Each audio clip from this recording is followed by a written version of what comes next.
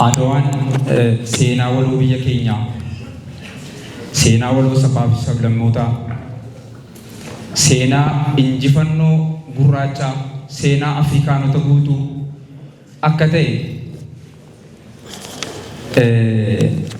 beekamaadha, ifaadha jechuudha.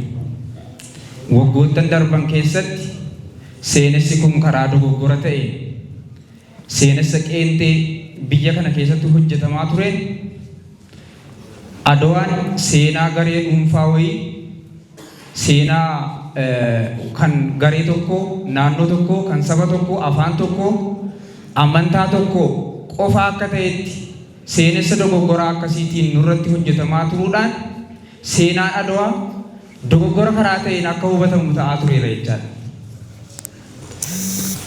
Sana jijjiiruudhaaf mootummaan jijjiiramaa, mootummaan amma biyya gaggeessaa jiru, mootummaan paartii badhaadhinaatiin gaggeeffamu seenaa qeenxeen barraa'e sana seenaa walootiin akka bakka bu'uuf, akka jijjiiramuuf seenessa waloo irratti cichee hojjetaa jira jechaadha. Sanaaf immoo yaadannoo injifannoo Adawaa kan keessatti ifu, kan keessatti sabaaf sablammoonni hundi mul'atan, kan keessatti Itoophiyaan mul'attu, kan keessatti ummanni gurraachi guutuun keessatti mul'atan muuzeemii injifannoo Adawaa ijaaruudhaan achi keessatti seenessi dhugaa dhaloota dhufuuf akka darbuuf bu'uura cimaa kaa'eera jechuudha.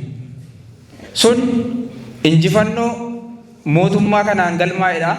Mootummaa kanaaf al tokko galatoomii jechuun barbaada. Nu galateeffadhaa.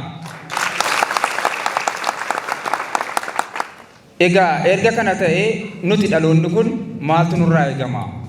Seenaan Adawaa seenaa waliinii keenya ergi ta'e seenaa birmadummaa keenya, seenaa hin jilbeenfannu jedhu, seenaa hin danda'ama jedhu kan itti galmaa'e Adawaa erga qabaanne Adawaan kan biraa dhaloota kanaan kan galmaa'uu qabu maalinni?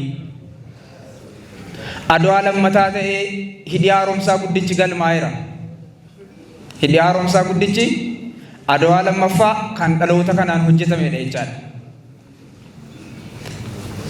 Seenaan inni kan biraa lola gantoota keessaatiin nutti baname naannoo kaabaa irratti looreetiin nagaa addunyaa kabajamoo Dr. Abiy lolanii lolchiisuudhaan dhaloota kana lolanii lolchiisuu, injifachuu, Adawaan maal akka ta'e, kan eenyu akka ta'e irra deebiidhaan gahee Oromoon biyya kana ijaaruu keessatti qabu, aarsaa Oromoon biyya kanaaf kaffale qabatamaadhaan kan itti agarsiisanidha jechaadha. Dhaloonni kun amma wanti nurraa eegamu Adawaa kan biraa galmeessuudhaaf qabsoo dinagdee biyyi keenya taasisaa jirtu keessatti Adawaa lammataa, Adawaa sadaffaa, Adawaa itti aanee dhufu hunda galmeessuudhaaf dirqama qabna jechaadha.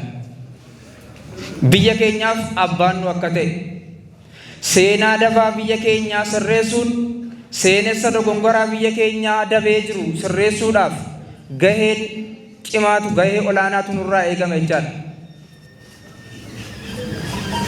Shira diinota keenyaatiin ulaa galaanaa kan isii ta'e dhabdeetti biyyi keenya. ያጣናትን ቀይ ባህር በጠላቶቻችን ደባ ያጣናትን ቀይ ባህር ለማስመለስ ይሄ ትውልድ ቆርጦ መነሳት አለበት ማለት ነው። በሰለጠነ መንገድ ሰጥቶ በመቀበል መርህ በሰላማዊ መንገድ የተሰራብንን ደባ በሰላማዊ መንገድ ያጣነውን ቀይ ባህር ለማግኘት መሰራት አለበት።